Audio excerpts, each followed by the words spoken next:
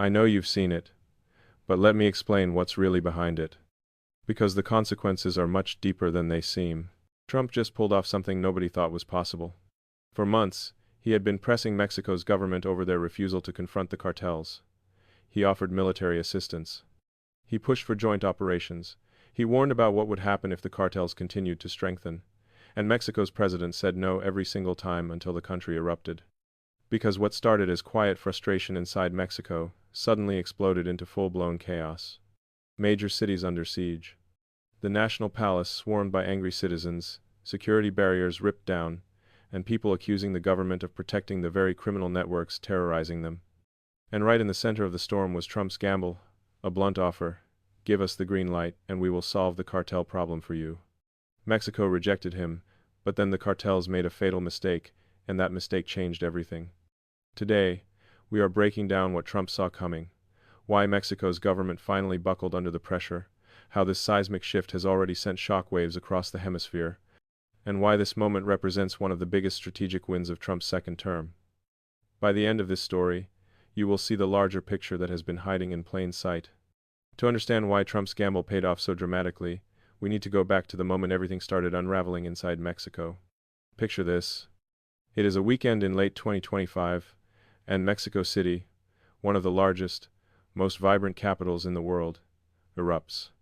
Not just protests, not just marches, full-blown riots with thousands of citizens converging on the National Palace, the symbolic heart of Mexican power, demanding answers, demanding action, demanding that their president do something about the cartels that have been terrorizing their communities for years. Mexico has been dealing with cartel violence for decades, but this was different. This was not just anger at criminals, this was anger at the government itself. Citizens were not simply saying, "Stop the cartels." They were saying, "You are protecting them.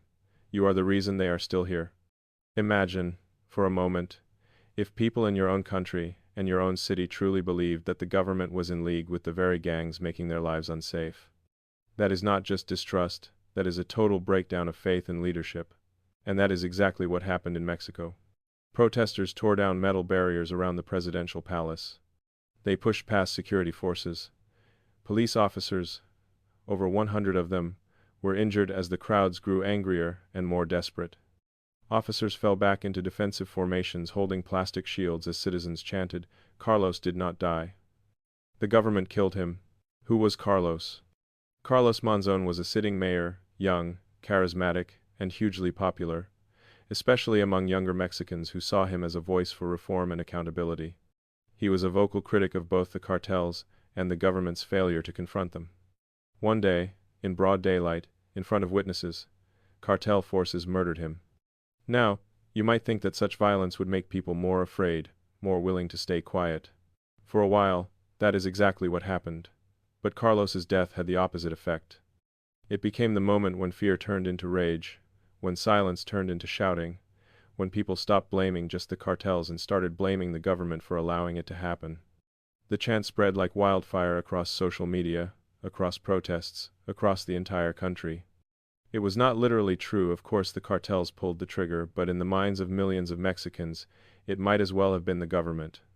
President Claudia Shanebomb had done nothing to stop it. She had refused outside help. She had downplayed the cartel threat. She had, in the eyes of her people, chosen to protect her political image over protecting them. And that is when Trump's earlier gamble, the offer everyone had laughed at, suddenly did not seem so crazy anymore. Months before the riots, Trump had reached out to Mexico's president with a straightforward proposal. He said, essentially, "We know you are struggling with cartels.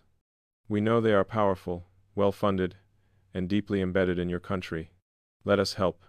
Give us the green light, and we will send in U.S. military support.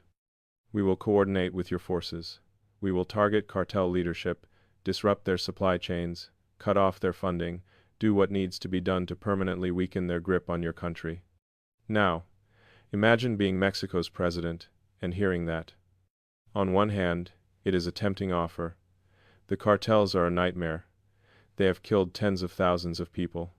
They have corrupted police, politicians, judges. They have made parts of the country effectively ungovernable. On the other hand, accepting U.S. Military help means admitting you cannot handle your own problems. It means opening your country to foreign troops. It means political embarrassment, potential backlash, and the risk that things could go wrong and make you look even worse. So what did President Shanebomb do? She said no, publicly and emphatically. She denied that Trump had even made the offer, dismissing reports as exaggerations or misunderstandings. But Trump did not let things go easily. He later confirmed on the record that yes, he absolutely made that offer, and yes, she absolutely rejected it. He was blunt about his reasoning. 2. He talked about over 250,000 American lives lost each year to drug overdoses, many of them from cartel-supplied substances.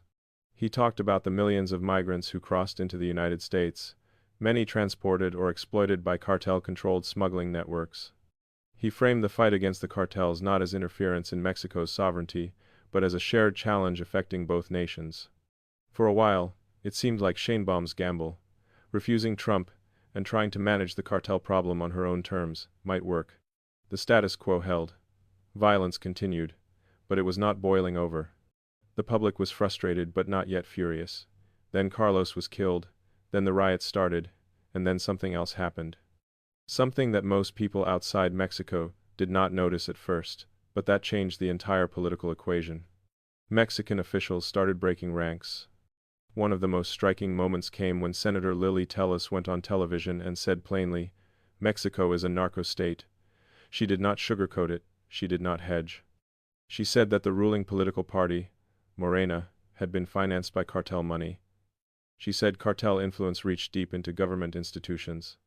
She said that the cartels were not just a security problem, they were the government's silent partners. And then she said something even more explosive. The Mexican people want U.S. support. The only ones who do not are the politicians who benefit from keeping the cartel strong. Her words resonated. Protesters echoed them. Social media amplified them. Ordinary Mexicans, exhausted and terrified, started saying the same thing. We need help. We cannot do this alone. And that created a political fracture, a crack in the wall that Trump had been quietly waiting for. While the riots raged and senators spoke out, the U.S. State Department, led by Marco Rubio, had been quietly building relationships with Mexican politicians, mayors, governors, and civic leaders willing to push back against Shanebomb's policies. They were not trying to orchestrate a coup. They were laying groundwork so that when public opinion shifted, they would have allies in place to push for what Trump had offered from the beginning, coordinated bilateral action against the cartels.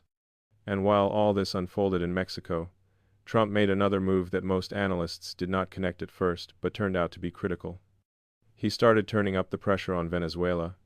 You might wonder, what does Venezuela have to do with Mexico and the cartels? On the surface, not much, but dig a little deeper, and the strategy becomes clear. Venezuela's government, led by Nicolas Maduro, has been a regional problem for years. It is aligned with hostile powers like Russia, China, and Iran. It has been a hub for drug trafficking, money laundering, and organized crime. Trump, knowing all this, started hinting publicly at potential military action against Maduro's regime. He repositioned U.S. naval assets into the Caribbean aircraft carriers, destroyers, amphibious assault groups, serious hardware. Venezuela's government freaked out, claiming that U.S. airstrikes were imminent. Media outlets speculated, and suddenly the entire region was on edge. Was Trump really planning to invade Venezuela? Maybe, maybe not. But the point was sending a message. The United States is done sitting on the sidelines. It is done watching cartels, dictators, and corrupt governments destabilize the hemisphere. President Shanebomb found herself in an impossible position. At home, her cities were in chaos. Her own senators were calling her government corrupt. Citizens were demanding change. And just across her northern border, the U.S. was demonstrating, not just with words, but with military hardware, that it was willing and able to reshape Latin America with or without her cooperation. Shanebomb made a classic political miscalculation. Instead of addressing the crisis, she claimed that foreign actors were behind the protests, suggesting that outside governments were stirring up trouble. That strategy backfired spectacularly. The protesters were not abstract political pawns. They were real people who had lost family members to cartel violence. They were business owners who had been extorted. They were parents terrified to send their children to school. And when she said their rage was manufactured by foreigners, they did not calm down. They got angrier. Protests intensified. Her approval ratings collapsed. Political allies, quietly supporting her, started distancing themselves. Meanwhile, Trump's immigration and deportation policies, controversial as they were, began producing unexpected results. Over 10 months, more than 2 million people who had entered the U.S. illegally voluntarily left the country. Another 600 to 700,000 were formally deported. Nearly 3 million people had left the U.S. in less than a year, roughly the population of Chicago. Economically, this reduced pressure on housing, food, transportation, healthcare, and education. Inflation began to cool. Gasoline prices dropped. Purchasing power increased by over $1,000 per household. Mexico noticed. The same cartel-controlled smuggling networks that had been moving people into the U.S. were scrambling to adapt. Their business model was collapsing. Ordinary Mexicans, whose communities had emptied as people fled north, started asking, if Trump can fix this problem, why cannot our own government? That question shifted the political ground beneath Shanebomb's feet. Trump's original offer, once mocked, now looked like the only realistic solution. Mexico did not change course all at once. There was no dramatic press conference. But behind the scenes, signals began to shift. Senators, mayors, governors, and other leaders began privately reaching out to U.S. officials. They explored joint operations, intelligence sharing, and logistical support. Could cooperation be structured to preserve sovereignty while delivering results? Yes. Slowly, steadily, the resistance crumbled. Shanebomb's approval ratings were in free fall. Protests had not stopped. Carlos Monzone's murder had become a rallying cry that would not go away. Trump's domestic and international actions demonstrated that the U.S. was serious. Trump did not invade Mexico. He did not launch unilateral strikes. He created a situation where the only politically viable path forward was to accept the help he had offered all along. He turned Mexico's internal chaos, public outrage, and fractured leadership into leverage. He combined that with domestic successes, falling inflation, record deportations, economic stabilization to show that his approach worked. For decades, the cartels have been one of the most destabilizing forces in the Western Hemisphere. Hundreds of thousands killed, governments corrupted, deadly drugs flooding American communities. Every administration had thrown up its hands. Trump looked at the situation and asked, why not solve it? Why not use U.S. military and intelligence, combined with Mexican local knowledge and legitimacy, to break the cartel's power permanently? And when Mexico said no, he waited. He applied pressure. He let Mexico's internal dynamics do the work. When the cartels made their fatal mistake, provoking riots, Trump was ready. That is strategy. Patience. Understanding that the most effective move is sometimes the least dramatic. It is setting conditions so the opponent has no good options except the one you want. As the final stretch of 2025 closes and 2026 approaches, the landscape is fundamentally shifted. Mexico is no longer refusing U.S. assistance. Public opinion overwhelmingly supports joint action. Shanebomb cannot afford to say no. Senators and governors call openly for cooperation. Trump has demonstrated that his policies produce results. Coordinated operations, intelligence sharing, and joint task forces targeting cartel leadership and infrastructure are now likely.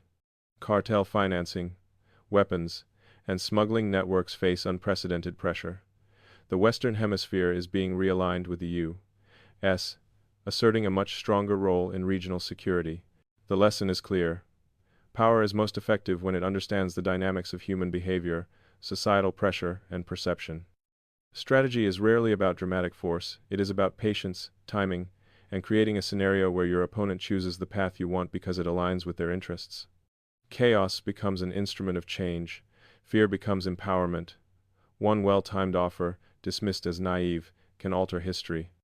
The story of 2025, Trump's gamble, and Mexico's eventual cooperation, is a testament to vision, courage, and the power of understanding deep societal currents.